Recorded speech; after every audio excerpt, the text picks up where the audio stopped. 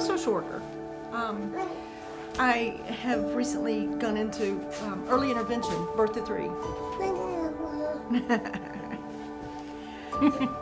Carissa, what do you do? I stay home and raise tiny humans.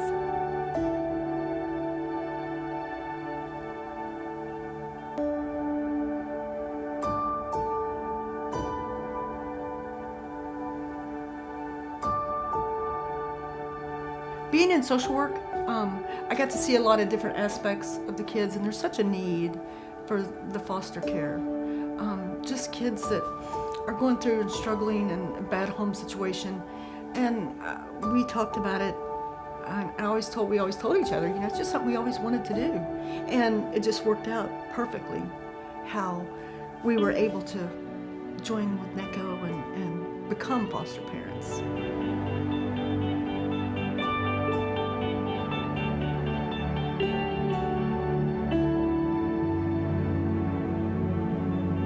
It's the 2 of us, and then Darla has an older son who is still with us and fantastic with the kids, and then we have 2 sons who are adopted, and then 1 foster daughter. Couldn't imagine life without him. When we got the call for our boys, Necco called and said, "Hey, we have a 3-month-old boy and his 3-year-old brother, and I don't really know, something is wrong with the baby. I think he's gonna need like a liver transplant or something."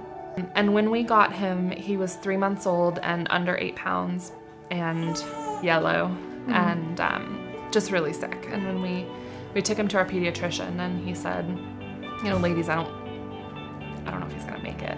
But we found out through his medical records and through a lot of digging that he had biliary atresia, which is a liver disease that you're born with, and it affects about 1 in every 20,000 babies. They wanted to explore the option of a partial liver and using a living donor. I said, well, let's just test me. He wouldn't have had much longer. Not only was she a match, she was a perfect match. And the doctors were astonished that this just doesn't happen.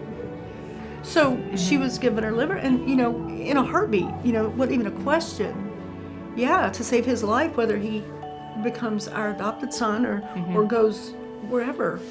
If it saves his life, absolutely. On June 3rd of last year, they took 15% of my liver and gave it to Sawyer and took his whole liver out. Necco, seriously, they took such good care of us, I can't even tell you. Yeah. We probably would not have made it.